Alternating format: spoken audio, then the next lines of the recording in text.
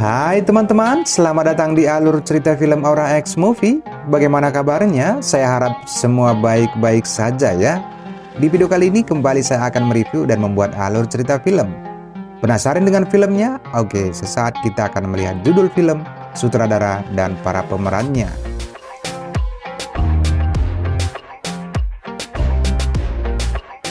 Film berkisah tentang seorang bocah perempuan yang berjuang dan bertahan hidup sebatang kara di hutan yang penuh rawa-rawa setelah seluruh anggota keluarganya pergi meninggalkannya.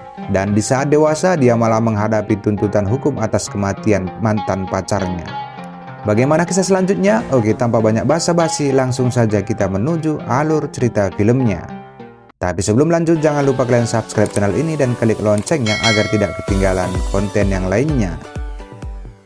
Pada tanggal 30 Oktober 1969, dua bocah mengendarai sepeda mereka di sebuah hutan yang berawa di North Carolina atau Carolina Utara, Amerika Serikat. Dan mereka menemukan mayat seorang pria. Mereka segera meminta bantuan. Tak lama setelah itu, dua polisi tiba dan mulai menyelidiki TKP. Dan diketahui bahwa itu adalah mayat dari orang bernama Chase Andrew, putra seorang pengusaha kaya. Yang menjadi aneh adalah tidak adanya ditemukan jejak kaki di sekitar area tersebut. Polisi kemudian melihat menara terdekat dan mulai memanjatnya. Dugaan sementara Chase jatuh dari menara dan tewas. Setelah mereka mencapai puncak, mereka menemukan jeruji yang rusak. Kedua polisi ini berbeda pendapat. Polisi pertama percaya bahwa Chase didorong seseorang hingga jatuh dan tewas. Sementara polisi satunya lagi mengira itu hanyalah sebuah kecelakaan. Setelah laporan otopsi mayat keluar, hasilnya menunjukkan bahwa Chase memang meninggal karena jatuh. Namun dokter merasa aneh karena berdasarkan luka-lukanya, seharusnya Chase ditemukan menghadap ke bawah, tapi mayatnya malah menghadap ke atas. Mendengar hal itu, polisi segera menyimpulkan bahwa itu adalah pembunuhan. Namun mereka tidak memiliki bukti sama sekali, bahkan sidik jari pun tidak mereka temukan. Untungnya, dokter memberi mereka kain merah kecil yang dia temukan di mayat Chase. Kemudian saat polisi berada di bar, mereka mendengar beberapa orang membicarakan tentang kasus pembunuhan baru-baru ini terjadi. Semua orang berpikir pelaku pembunuhan adalah orang setempat, dan dugaan pun mengarah kepada gadis rawa yang bernama Kia Clark sebagai pelaku pembunuhannya, karena dia memiliki hubungan yang buruk dengan Chase. Setelah mendapat informasi itu, polisi menuju ke rumah Kia, rumah kecil yang terletak di hutan yang dikelilingi rawa-rawa. Para polisi melihat-lihat ke dalam rumah Kia dan menemukan koleksi kerang dan buku. Mereka juga mendapatkan topi merah dengan serat kain yang sama yang ditemukan di mayat Chase. Sementara itu, Kia yang mau pulang ke rumah melihat dua orang polisi berada di rumahnya, lantas dia segera bersembunyi di hutan dan mengamati polisi dari kejauhan. Kia kemudian melarikan diri dengan perahu, namun sayangnya polisi melihat keberadaannya dan segera melakukan pengejaran. Polisi berhasil menangkap Kia ketika dia menyelam di air. Mereka mempertanyakan kenapa dia berlari, namun Kia tidak berbicara sepatah kata pun sehingga polisi mengurungnya di penjara untuk sementara waktu. Kemudian kita akan melihat seorang pria tua yang bernama Tom Milton. Tom adalah seorang pengacara setempat dan sangat kasihan melihat nasib Kia yang berada di sel. Untuk itu dia mengajukan diri jadi pengacaranya, namun Kia tetap diam, tidak mengeluarkan sepatah kata pun. Seolah-olah dia menyembunyikan sesuatu yang sangat memilukan. Tom terus mencoba untuk membujuk Kia dengan mengungkapkan bahwa dia akan diadili karena pembunuhan. Sidang untuk dirinya akan segera berlangsung, dan sudah pasti dia akan dinyatakan bersalah. Mendengar perkataan Tom, Kia menjadi takut dan akhirnya terbuka tentang kehidupannya. Kemudian Kia menceritakan kisah masa kecilnya yang sangat menyedihkan kepada Tom. Kita akan dibawa ke kilas balik masa kecilnya Kia. Pada tahun 1953, Kia tinggal bersama 4 saudara kandung dan orang tuanya. Rumah mereka berada di tengah hutan yang dikelilingi rawa-rawa dan bisa diakses dengan perahu. Sekilas tampaknya mereka adalah keluarga yang bahagia, tetapi kenyataannya justru sebaliknya. Ayahnya, seorang pemabuk, selalu menyakiti ibunya tanpa alasan yang jelas. Kemudian suatu hari, setelah merasa cukup dan tidak tahan lagi dengan perlakuan suaminya, ibunya Kia tiba-tiba pergi meninggalkan mereka semua. Tidak berapa lama, kemudian keempat saudara kandungnya juga meninggalkan rumah satu persatu. Hanya Kia yang tersisa dan tetap tinggal dengan ayahnya yang pemabuk. Setelah tinggal berdua dengan ayahnya, Kia mencoba yang terbaik untuk membantu ayahnya dalam pekerjaan. Setelah mereka selesai mengumpulkan kerang untuk hari itu, mereka pergi ke toko setempat untuk menjualnya. Pemilik toko biasa dipanggil Nyonya Mabel. Dia adalah wanita baik yang sering memberi Kia makanan dan pakaian. Dia bahkan meyakinkan dan menyuruh Kia ke sekolah. Kia juga bertemu dengan Tom ketika hendak pergi ke sekolah. Namun di sekolah dia malah mendapat cemoohan dan ejekan. Kia dikatai seorang gadis rawa yang bau oleh bocah lainnya. Dia tidak tahan dengan bulian mereka dan berlari keluar kelas dan tidak pernah kembali ke sekolah itu lagi. Hari demi hari Kia menjadi terbiasa dan ayahnya juga mulai bersikap baik padanya. Suatu hari Kia menerima surat dari ibunya, tetapi karena dia belum bisa membaca, dia meminta ayahnya untuk membacanya. Sayangnya, begitu ayahnya membaca surat ibunya, ayahnya menjadi marah dan berteriak kepada Kia dan mengatakan bahwa ibunya tidak akan pernah kembali. Pada malamnya, ayah Kia mengumpulkan semua barang milik ibunya yang masih ada di rumah dan membakarnya. Kia kecil hanya bisa melihat kemarahan ayahnya. Sedikit yang dia tahu, ini hanyalah awal dari masalahnya. Keesokan paginya, ketika bangun, Kia menemukan bahwa ayahnya juga telah pergi meninggalkannya. Kini Kia hanya hidup sebatang kara dan tetap tinggal di rumah keluarganya di hutan yang dikelilingi rawa-rawa. Sekarang tidak ada yang merawat dan menjaganya. Tidak bisa dibayangkan bagaimana sedih dan kesepiannya Kia ditinggal sendirian oleh keluarganya. Meski begitu, Kia tidak menyerah. Dia mengumpulkan kerang dari rawa dan menjualnya ke toko Nyonya Mabel, dan hasil penjualan akan dibelikan kebutuhan hidup lainnya. Nyonya Mabel juga membantunya berbelanja dari waktu ke waktu. Dari kecil sampai dewasa, Kia selalu mengumpulkan kerang dan menjualnya untuk memenuhi kebutuhan hidupnya. Growing up fast. Next week I'll measure your feet.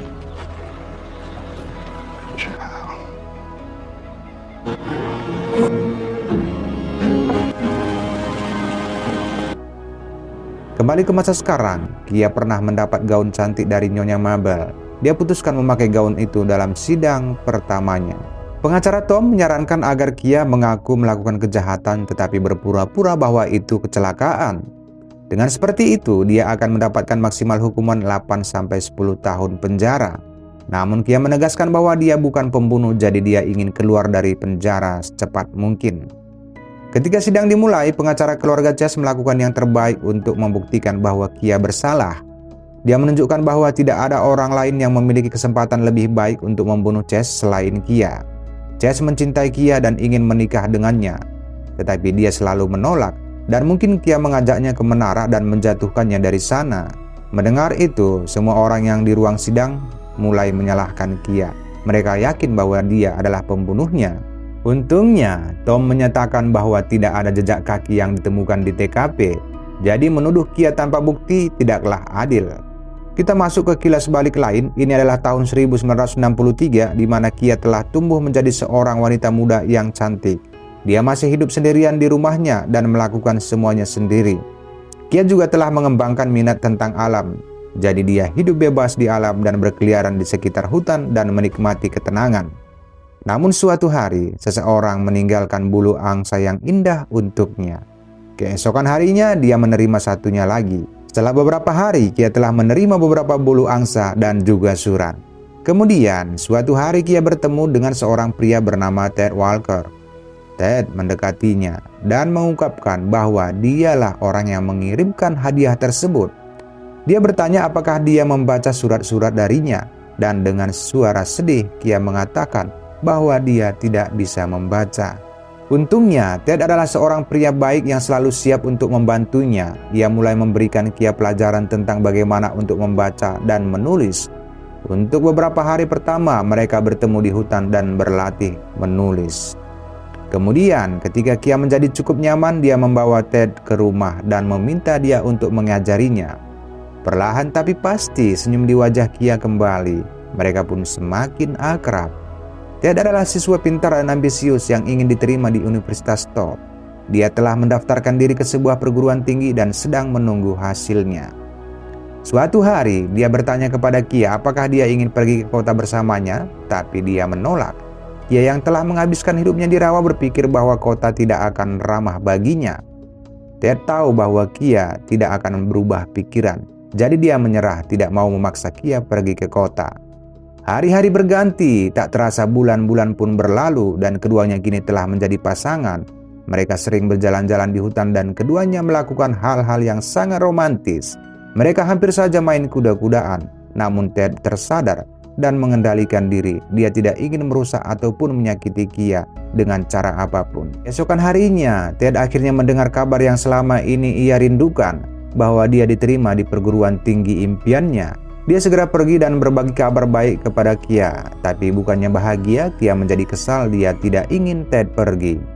Ted menyebutkan bahwa ia ingin melakukan sesuatu dengan hidupnya. Masuk ke perguruan tinggi impiannya adalah kesempatan terbaik baginya. Namun Kia yang belum pernah belajar di sekolah berpikir bahwa itu adalah buang-buang waktu dan uang. Selama beberapa hari mereka tetap jauh dari satu sama lain. Tapi pada malam terakhir sebelum dia pergi, Ted mendatangi Kia di rumahnya dan menghabiskan waktu bersama. Hari berikutnya, Ted mengatakan bahwa dia tahu tentang flora dan fauna dari tempat itu. Jadi Ted memberinya daftar penerbit, mengatakan Kia harus menulis buku dan mengirimkannya kepada penerbit. Kia berterima kasih padanya untuk semuanya dan bertanya serius apakah hubungan mereka sudah berakhir. Ted mengatakan hubungan mereka terus berlanjut dan dia berjanji bahwa dia akan bertemu dengannya di bulan-bulan berikutnya. Kia dengan sedih melepas kepergian Ted, pria yang sangat dicintainya. Dengan perginya Ted, Kia kembali pada kehidupan yang monoton. Namun kemudian dia memiliki sesuatu yang membuatnya sibuk seperti yang disarankan oleh Ted. Dia mulai menulis buku tentang hewan dan tumbuhan di wilayah rawa-rawa. Beberapa bulan berlalu dan akhirnya tibalah di bulan yang dijanjikan Ted. Kia segera berdandan cantik dan pergi ke pantai di pagi yang indah untuk menyambut Ted kembali. Sayang sekali, Kia menunggu berjam-jam, bahkan dia menunggu sampai pergantian hari dan tertidur di pantai. Besok paginya dia terbangun. Kia menangis mengira Ted meninggalkannya demi wanita lain. Kembali ke masa sekarang, polisi yang awalnya menyelidiki kasus ini dipanggil ke pengadilan.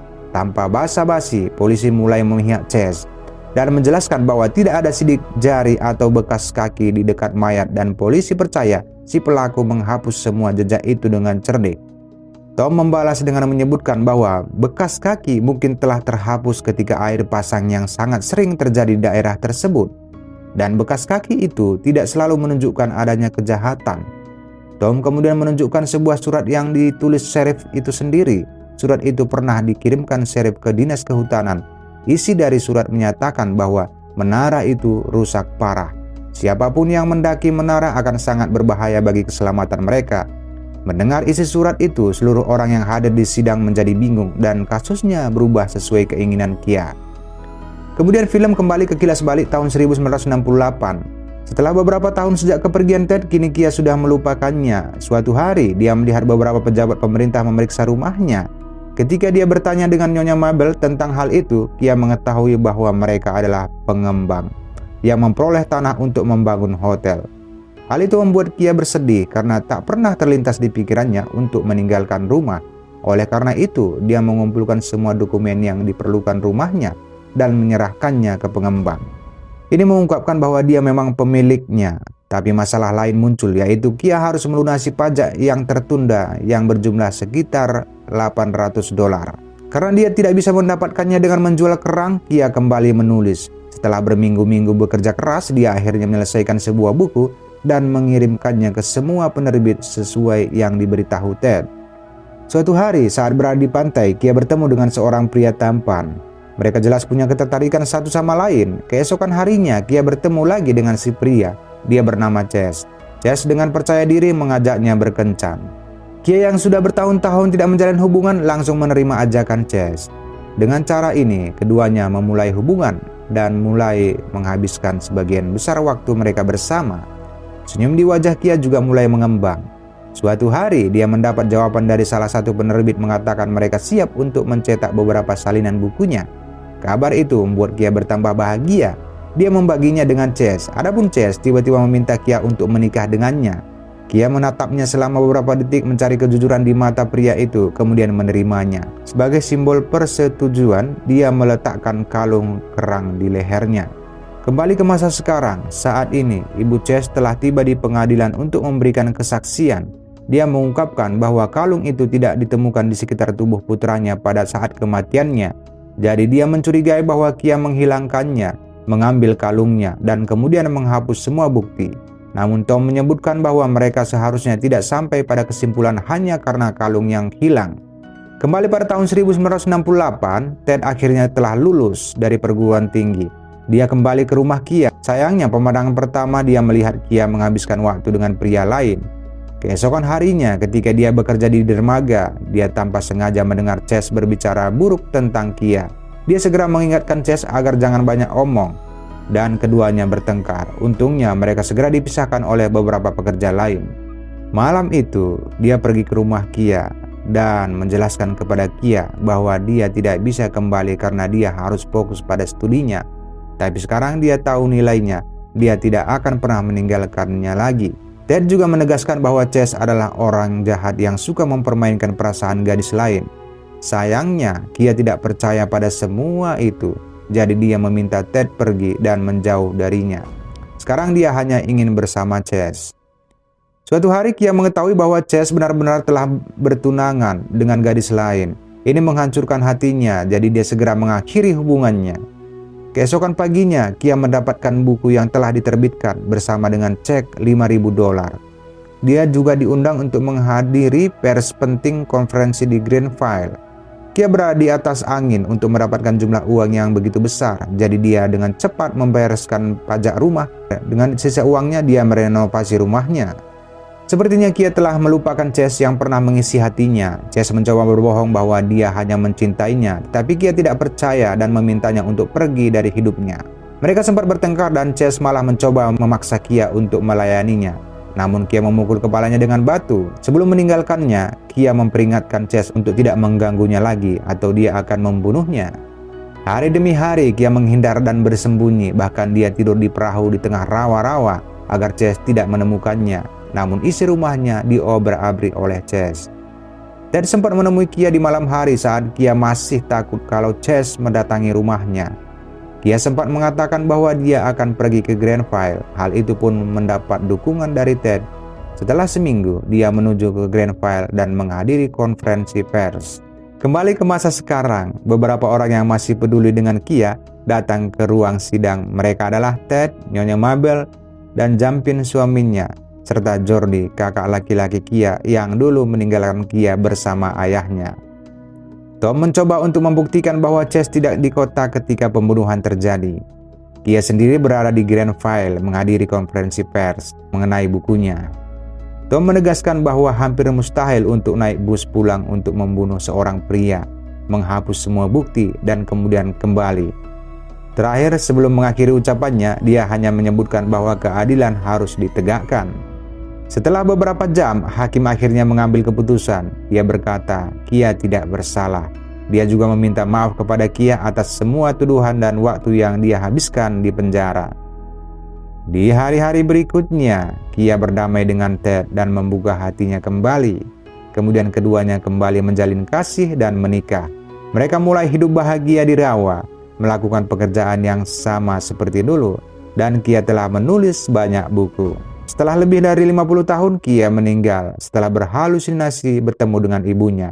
Dia meninggal di perahu favoritnya dan Ted kemudian menguburnya. Di saat Ted sedang memeriksa barang-barang mendiang istrinya, dia menemukan salah satu buku lamanya.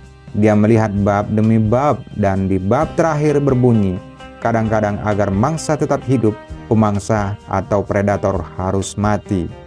Setelah itu, Ted menemukan gambar Chase dan kalung yang sama yang dimiliki Kia.